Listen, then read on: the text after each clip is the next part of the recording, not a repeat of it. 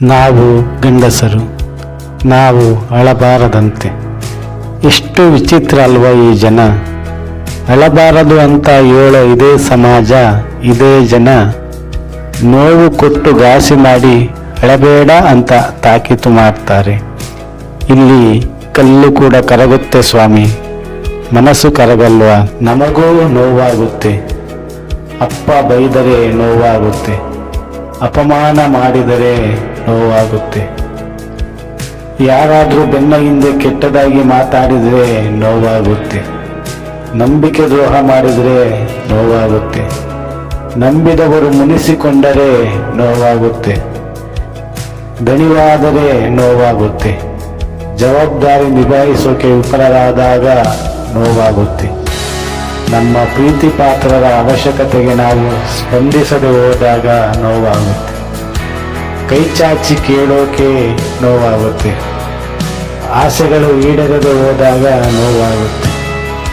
ಪ್ರೀತಿ ಕೊಟ್ಟು ಬದಲಿಗೆ ಪ್ರೀತಿ ಸಿಗದೆ ಹೋದಾಗ ನೋವಾಗುತ್ತೆ. ಅಕ್ಕ ತಂಗಿ ಮನೆಯಿಂದ ವಿದಾಯವಾದಾಗ ನೋವಾಗುತ್ತೆ.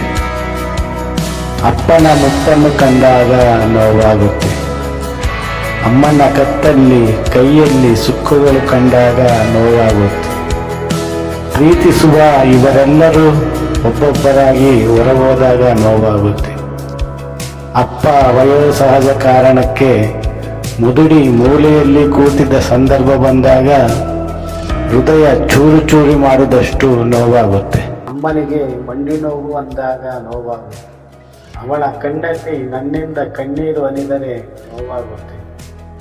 ನಮ್ಮ ಪ್ರೀತಿ, ಕಾಳಜಿ ಹಾಗೂ ಮನಸ್ಸಿನ ಭಾವನೆಗಳನ್ನು ಯಾರೂ ಅರ್ಥ ಮಾಡಿಕೊಳ್ಳದೆ ಹೋದರೆ ನೋವಾಗುತ್ತೆ. ಇಷ್ಟೆಲ್ಲ ತೊಳಲಾಟಗಳನ್ನು ಮನಸ್ಸಿನೊಳಗೆ ಬೂದಿ ಮಾಡಿ ಮನುಷ್ಯರ ಬೋಧಿಸುವ ನೀತಿ ಪಾಠಕ್ಕೆ ಬದ್ಧರಾಗಿ ನಾವು ಗಂಡಸರಾಗಿ ಅಳಬಾರದಂತೆ. ಮುಖವಾಡವ ಕಳಚಿ ಹಾಕಿ ನಮ್ಮನ್ನು ಬರೀ ಗಂಡಸರು ಎನ್ನುವ ಮನಸ್ಸಿನಿಂದಾಚೆ ಇವರಿಗೂ ಮನಸ್ಸಿದೆ ಎನ್ನುವ ಸತ್ಯವ ಒಪ್ಪಿಕೊಳ್ಳುವ ಮಾನಸಿಕತೆ ಈ ಪುರುಷ ಪ್ರಧಾನ ಸಮಾಜ ಅಳವಡಿಸಿಕೊಳ್ಳಬೇಕಿದೆ.